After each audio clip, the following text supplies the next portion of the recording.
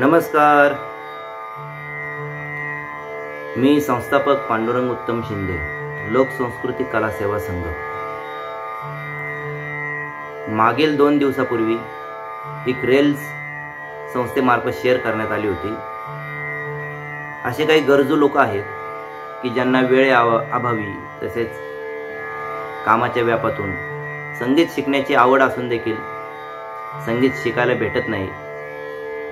अशा व्यक्तींसाठी लोकसंस्कृती कला सेवा संघातर्फे मोफत ऑनलाईन क्लासेस पुरवण्याची सुविधा आजपासून सुरू करत आहोत। सर्वात मोठी गोष्ट अशी आहे, संस्थेचा या पाठीमागचा उद्देश असा आहे की शास्त्रीय संगीत घरोघरापर्यंत पोहोचावे। त्याचबरोबर ज्यांना गायनाची आवड आहे अशांना शास्त्रीय संगीताच्या मार्गदर्शनाचा लाभ घेता यावा, त्या उद्देशाने आपण हे सेशन आजपासून चालू करत आहोत। सर्वात प्रथम आज आपण शास्त्रीय संगीतामध्ये स्वर अलंकार व काही बेसिक गोष्टी जाणून घेत आहोत। तर यामध्ये मुख्य शुद्ध स्वर किती, कोमल स्वर किती, तीव्र स्वर किती, या गोष्टींचा देखील अभ्यास करणार आहोत। त्याचबरोबर संगीत म्हणजे काय, गायन, वादन, नृत्य या तिन्ही गोष्टी ज्यावेळेस एकत्रित येतात त्यावेळेस संगीत निर्माण होतं।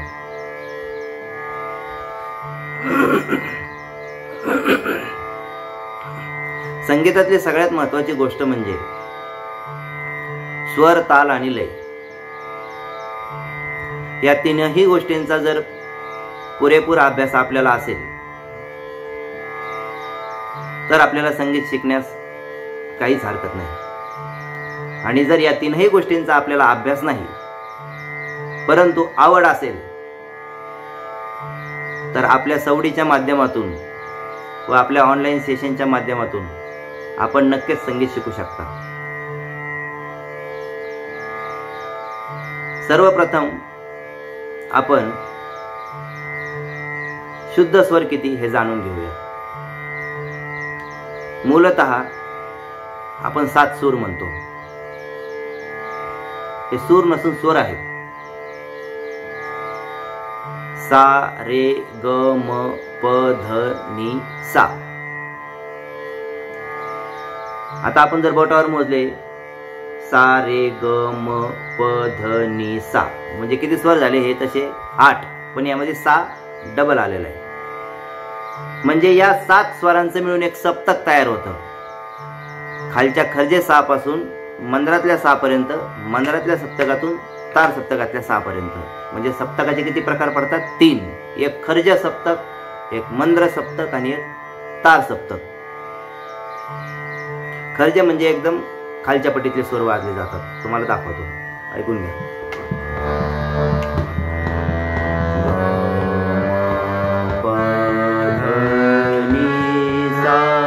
हे झालं खर्ज स्वर। आता तार सप्तक, मंद्र सप्तकातले स्वर पहा। सा, रे, ग, म, प, ध, नि, सा। आणि तार सप्तकातले बघा।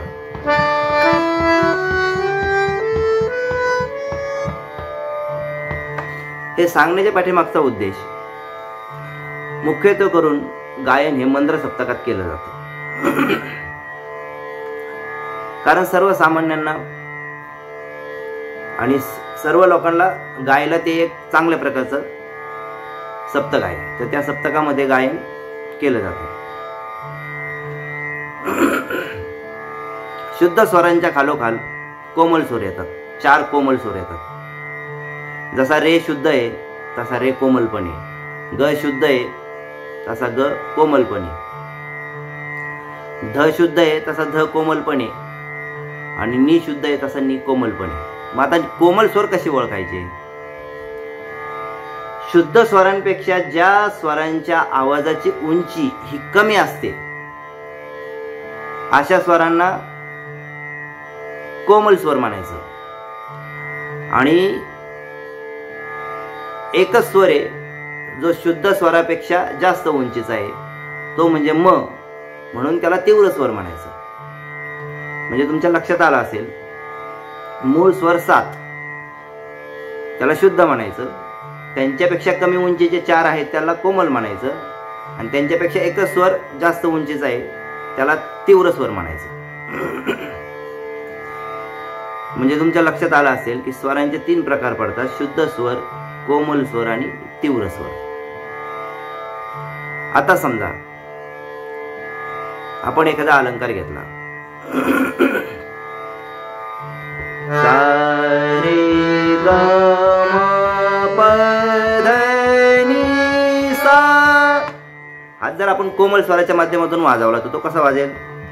सा रे ग म प ध नि सा, या पद्धतीने.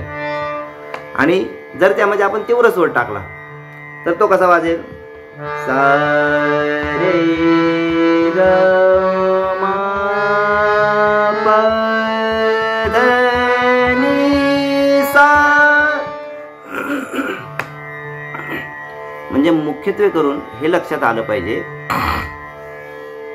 स्वर लावताना स्वरांची उंची आणि आपल्या आवाजाची उंची ही एकसारखी असायला हवी, नाहीतर आपलं गाणं बेसूर होऊ शकतं. त्यासाठी आपल्याला कोमल स्वरही कळणं गरजेचं आहे आणि तीव्र स्वरही कळणं गरजेचं आहे. आता आपण वळूयात. स्वराचा विषय झाला. स्वराबरोबरच ताल. ताल ही खूप महत्वाची गोष्ट आहे. ठराविक मात्रेंचे जे समूह असतात त्यामध्ये मात्रेंची केलेली लयबद्ध रचना ही तालाच्या प्रकारात मोडते, ज्याच्यामध्ये तुम्ही काउंट करू शकता की 16 मात्रेचा ताल, 8 मात्रेचा ताल, 7 मात्रेचा ताल. या अंकांमध्ये स्वर विशिष्ट मात्रेने जर गायले गेले तर ते त्या तालामध्ये फिट बसतात. समजा एक अलंकार आहे, सा रे ग म प ध नि सा, सा नि ध प म ग रे सा. हा 16 मात्रेचा अलंकार आहे. तर हा त्रिताल मध्ये बसू शकतो. समजा तुम्ही टाळी दिली, धा धिन धिन धा, धा धिन धिन धा, धा तीन तीन ता, ता धिन धिन धा, सा रे ग म प ध नि सा, सा नि ध प म ग रे सा. म्हणताना कसं म्हणू शकता? सा रे ग म प ध नि सा, सा नि ध प म ग रे सा. म्हणजे त्रितालमध्ये हा तुमचा अलंकार 16 मात्रेमध्ये बसलेला आहे. म्हणजे थोडक्यात तुमचा लक्षात आला असेल, ठराविक मात्रेचे जे समूह असतात ते तालामध्ये गणले गेलेले. 7 मात्रेचा रूपक आहे कारण त्याच्या 7च मात्रा आहेत म्हणून. 6 मात्रेचा दादरा आहे, 4 मात्रेचा केरवा आहे. अशा प्रकारे तुम्ही कोणताही अलंकार कोणत्याही तालामध्ये त्याच्या मात्रा समजून घेऊन बसवू शकता. आता तिसऱ्या गोष्टीकडे आपण वळूया, लय. लयचे 3 प्रकार पडतात: विलंबित लय, मध्य लय आणि द्रुत लय. आता विलंबित लय म्हणजे काय? अतिशय सावकाश, संथ गतीने जे गायन केलं जातं त्याला विलंबित गायन असे म्हणतात. विलंबित गायनामध्ये शास्त्रीय संगीतातला ख्याल गायनाचा प्रकार मोडतो. मध्य लय म्हणजे विलंबित लयपेक्षा जास्त गतीने ज्या पद्धतीने गायन केलं जातं, ज्या गायनाची लय ही मध्य असते, त्याला काय म्हणायचं? मध्यलयीतलं गाणं. यामध्ये ख्यालाच्या नंतर बंदिश, त्याचप्रमाणे अभंग किंवा संगीत भजन वगैरे असेल, या पद्धतीचे प्रकार यामध्ये मोडतात. आणि सर्वात तिसरी गोष्ट म्हणजे द्रुतलय.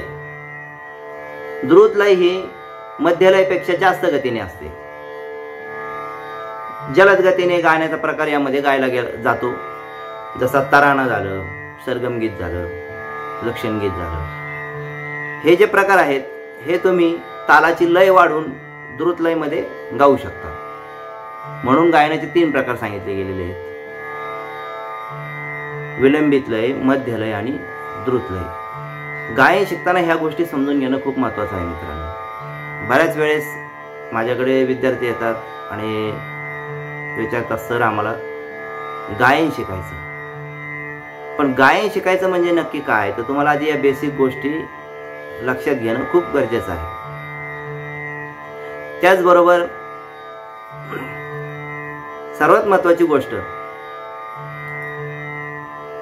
स्वर ताल लय याबरोबरच तुम्हाला प्रत्येक अलंकार व प्रत्येक गाणं हे समजून घेऊन तालामध्ये बसून त्याची लय व्यवस्थित पद्धतीने समजून घेऊन तुम्हाला ते गाणं गायचं आहे किंवा तो अलंकार बसवायचा आहे. कारण तुम्हाला जर लय आणि ताल ह्या 2 गोष्टी जर लक्षात नाही आल्या तर नुसतं गाणं गाऊन काय उपयोग नाही. तेव्हा तुम्ही स्वर ताल लय या 3ही गोष्टींकडे लक्ष देणं खूप गरजेचं आहे. आता आपण काय करूया, एक अलंकार आहे समजा, सा रे ग रे ग म ग म प म प ध प ध नि ध नि सा, सा नि ध नि ध प ध प म ग रे ग रे सा.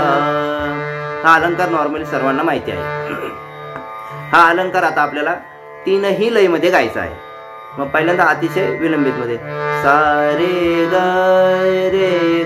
म प ध प ध नि ध नि सा, सा नि ध प ध प म ग रे सा.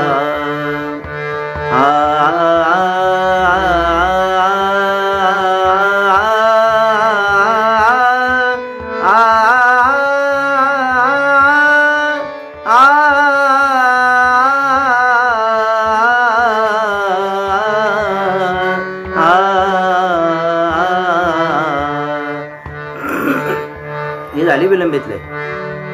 आता मध्य लय, सा रे ग म प ध प ध नि सा, सा नि ध प ध प म ग रे सा. ही झाली मध्य लय. आणि द्रुत लय, सा रे ग म प ध प ध नि सा, सा नि ध प ध प म ग रे सा. याच पद्धतीने तुम्ही आकारात देखील घेऊ शकता.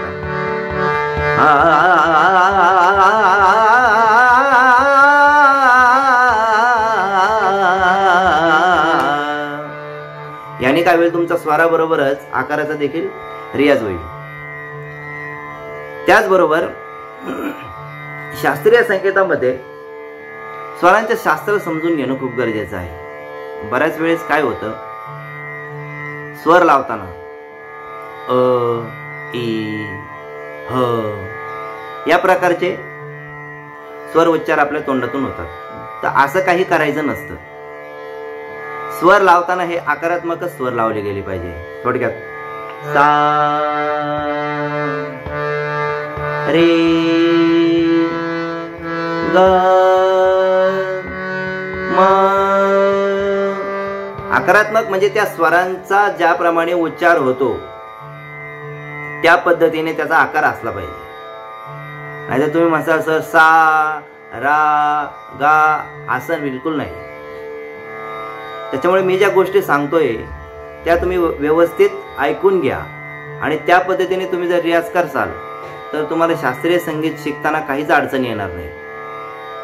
कारण शास्त्रीय संगीत हे अशा प्रकारचं संगीत आहे की जे एका विशिष्ट चौकटीमध्ये बांधलं गेलेलं आहे. त्या चौकटीच्या बाहेर जर जाऊन तुम्ही गाणं केलं तर त्याला शास्त्रीय संगीत मानता येणार नाही.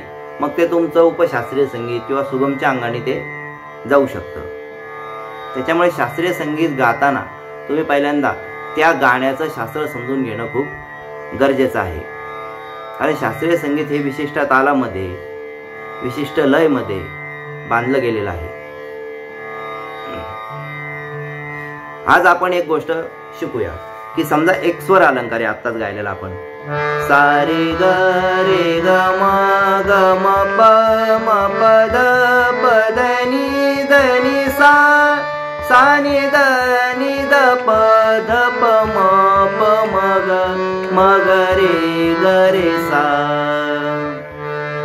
आता हा जो स्वर अलंकार आहे शास्त्रीय गायनामध्ये तुम्ही भूप रागामध्ये देखील हा अलंकार तुम्ही गाऊ शकता. पण त्याआधी तुम्हाला भूप रागाचे आरोह अवरोह माहीत असणं खूप गरजेचं आहे. तर चला आपण भूप रागाचे आरोह आणि अवरोह आज समजून घेऊया. राग भूप जो शुद्ध स्वरांचा राग आहे आणि जाती ओढव आहे. कारण हा 5 स्वरांचा राग आहे. 5 स्वरांच्या रागास ओढव जातीचा राग म्हणतात. तर आपण आज राग भूप आरोह अवरोह पाहूया आणि त्यामध्ये आ अलंकार गाण्याचा प्रयत्न करूया. सा रे ग प ध सा सा ध प ग रे सा. हे झाले आरोह आणि अवरोह. कारण यामध्ये म हा वर्ज्य आहे. म हा या रागात घेतला गेलेला नाहीये. त्याच्यामुळे म लावायचा नाही. नाहीतर तुम्ही म्हणसाल सर सा रे ग म प ध नि सा सा नि ध प म ग रे सा याच्यात म आहे आणि या रागामध्ये म नाहीये. मग हा घ्यायचा की नाही. राग हा विशिष्ट चौकटीत बांधला गेलेला असल्यामुळे तो ओढव जातीचा आहे. त्याला म वर्ज्य आहे. तो त्या रागाचं विशिष्ट महत्व आहे. सा रे ग प ध सा. तर यामध्ये आपण हा अलंकार वाजवूया. सा रे ग प ध सा सा ध प ग रे सा. सा रे ग प ध सा सा ध प ग रे सा. लक्षात आलं. अशा पद्धतीने तुम्ही सर्व अलंकार हे वेगवेगळ्या रागांमध्ये मांडू शकता, गाऊ शकता व आकारात्मक गायल्यामुळे तुमच्या आवाजाचा देखील रियाज होणार आहे.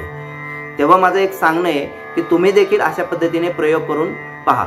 अजून एक आपण अलंकार घेऊया. 4 स्वरांचा अलंकार घेऊया. तो आपण भूप रागामध्ये वाजून पाहूया.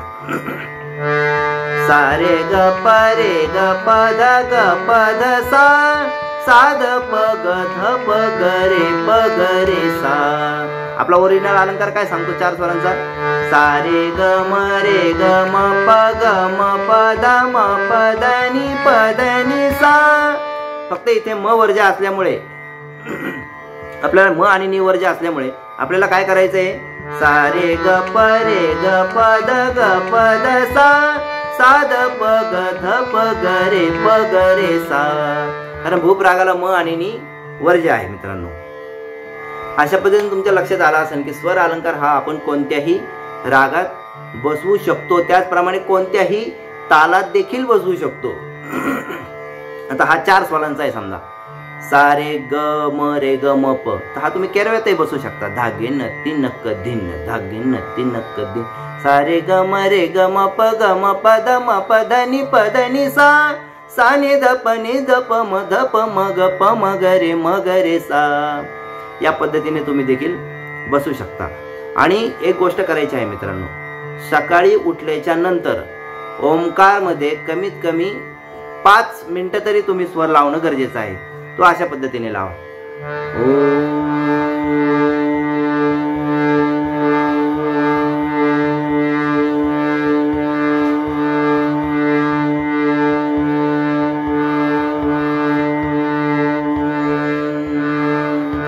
तोच स्वर नंतर 5 मिनिटं आकारात लावा.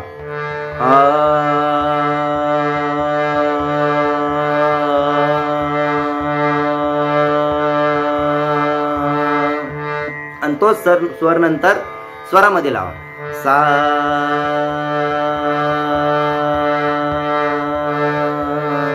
यामुळे काय होईल, श्वसन संस्थेवर त्याचा चांगल्या प्रकारे परिणाम होऊन फुफ्फुसांमध्ये जास्त प्रमाणात ऑक्सिजन आल्यामुळे तुमचा गायनाचा स्टॅमिना वाढण्याची शक्यता आहे. त्याच्यामध्ये स्टॅमिना वाढेल आणि तुम्हाला दम लागणार नाही गाणं गाताना. तर आजच्या लेसनमध्ये आपण ज्या गोष्टी शिकलो, स्वर म्हणजे काय, स्वर ताल लय म्हणजे काय, संगीत म्हणजे काय, तर नक्कीच आपल्याला माझा हा सेशन आवडला असेल. लोकसंस्कृती कला व सेवा संघ तर्फे घेण्यात आलेले हे ऑनलाईन सेशन मी संस्थेचे वतीने आपल्याला ऑनलाईनच्या माध्यमातून सांगत आहे. तर मला असं वाटतं की सगळ्यांनी या चॅनलला सबस्क्राईब करावं व जास्तीत जास्त लोकांपर्यंत हे ऑनलाईन सेशन पोहोचविण्यात यावे, जेणेकरून गरजू व ज्यांना वेळेअभावी गायन शिकता येत नाही अशा लोकांना लवकरात लवकर शास्त्रीय गायनाचं ज्ञान व मार्गदर्शन त्यांच्यापर्यंत पोहोचवावं हा संस्थेचा उद्देश आहे. तर पुन्हा भेटूया उद्या परत याच वेळेला नवीन लेसन घेऊन. धन्यवाद. नमस्कार.